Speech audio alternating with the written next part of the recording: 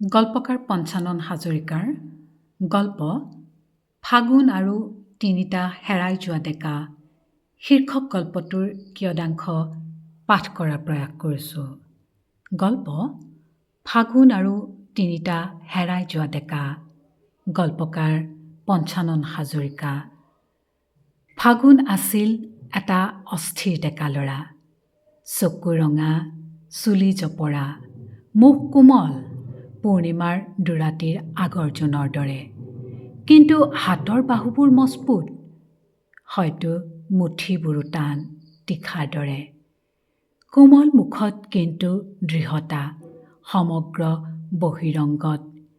প্ৰকাশ্য অস্থিৰতাৰ মাজতো সেই দৃঢ়তা জাজ্বল্যমান, যেন ফাগুনে পাৰ হৈ আহিছে ৭০ৰ বিপ্লৱী দশক।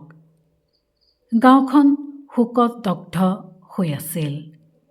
ইমান নিশ্চুপ আৰু মৰুভূমিৰ দৰে শুকান আছিল এই সময়। বতাহত ধূলি উৰি আছিল। ধূলিয়ে লৈ আহিছিল আগৰাতি জ্বলি যোৱা অকাল চিতাৰ ধোঁৱা আৰু তাপ। ফাগুনে যোৱা ৰাতি মদ খাইছিল নেকি? প্ৰথম সি ওচৰ চাপি আহোঁতে মই ঘৰুৱা মদৰ কিছু অস্বস্তিকৰ টেঙেচীয়া গোন্ধ এটা পালোঁ। এসপ্তাহ আগতে সিহঁতৰ চুবুৰীটোতেই নৱজাত কেঁচুৱা এটিৰো আগমন ঘটিছিল। এই কষ্টকৰ নৈশব্দ ভেদি চেৰেও ফেৰেওকৈ এবাৰ সেই কেঁচুৱাটোৱে কান্দি উঠক বুলি ভাবিছিলোঁ। কান্দিবনে? জন্ম হৈয়ে ৰাজহুৱা ট্ৰলৰ মুখামুখি হোৱা এই কেঁচুৱাটোৱে কি সাধাৰণ শিশুৰ দৰে কান্দিব? সিটো এতিয়া চেলিব্ৰেটি কেঁচুৱা, তাৰ মাকো। দুদিন আগত প্ৰসূতি আৰু নৱজাতকৰ ফটো তুলিবলৈ গাঁওখনৰ এই চুবুৰীটোলৈ সংবাদকৰ্মীৰ সোঁত বৈছিল। নিউজত ওলাইছিল সদ্য প্ৰসৱা মাতৃৰ অলপ লজ্জা আৰু অলপ বিব্ৰতবোধৰ হাঁহি।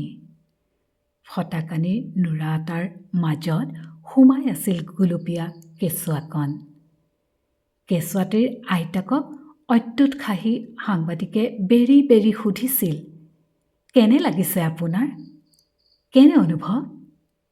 ৰাজহুৱা খেলপথাৰত হাজাৰ হাজাৰ জনতাৰ ভিৰৰ মাজত জন্ম হ'ল আপোনাৰ নাতি। এসপ্তাহ পিছতহে আশা বাইদেৱে দিন দিছিল।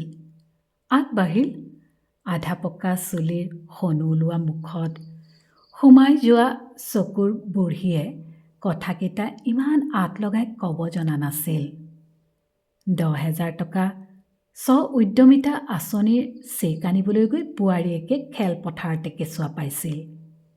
নিজে নগ'লেও একাউণ্টত দেখোন পইচা সোমালেহেঁতেন, কোনোবা এজন সাংবাদিকে কৈ উঠিছিল। সুমলা বাইদেৱে যাবলৈ কৈছিল, নগ'লে নোসোমাব বুলি কৈছিল। বুঢ়ীৰ উত্তৰ আছিল খাৰাংখাচ। গাঁওখনলৈ অহাৰ আগতে কোনোবা এটা ৱেব পৰ্টেলৰ ফেচবুক পেজত আহি থকা এই ভিডিঅ' ক্লিপটো মই চাইছিলোঁ। কেনে যে অদ্ভুত প্ৰশ্ন। মানুহ জন্ম হ'লে কেনেকুৱা লাগে?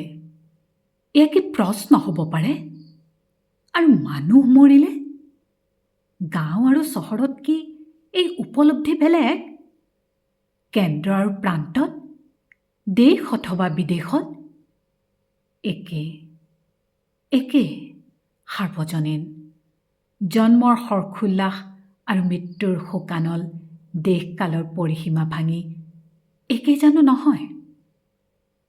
মই অৱশ্যে ১০,০০০ টকীয়া চেকৰ সমাৱেশথলীত উপজা কেঁচুৱাকণক চাবলৈ ইয়ালৈ অহা নাছিলোঁ। মই আহিছিলোঁ প্ৰবাসৰ পৰা তিনিটা সুঠাম ডেকাৰ মৃতদেহ উভতি অহা গাঁওখনৰ শোকৰ প্ৰতিবেদন বুটলিবলৈহে। তিনিওটা ল'ৰা ফাগুনৰ বন্ধু আছিল। ৰঙা চকু আৰু তীখা হেন টান হাতৰ মুঠিৰ ফাগুনৰ। নৈখনৰ পাৰত বৰ অকলশৰে ফুলি আছিল এজোপা শিমলু। শিমলু ফুলিলে মোৰ এতিয়াও বৃন্দালৈ মনত পৰে। এনেই পৰে, শিমলু ফুলৰ লগত বৃন্দাকেন্দ্ৰিক স্মৃতিৰ কোনো প্ৰত্যক্ষ সংলগ্নতা নথকাৰ পাছতো। বাহিৰত কাম কৰিবলৈ কিয় গুচি যায় ল'ৰাবোৰ? ফাগুনক মই এনে এবাৰ সুধিলোঁ। দীঘলীয়া দিন উজনি অসমৰ গাঁৱে গাঁৱে ঘূৰি মই এই কথা জানো নাজানো। কিয় গাঁওবোৰত আমাৰ ল'ৰাবোৰ থাকিব খোজা নাছিল? কিয় এটা যুগত হাতত অস্ত্ৰ লৈ হাবিলৈ গুচি গৈছিল এটা পুৰণি প্ৰজন্ম? আনটো প্ৰজন্ম যাবলৈ লৈছিল কাম বিচাৰি বাহিৰলৈ।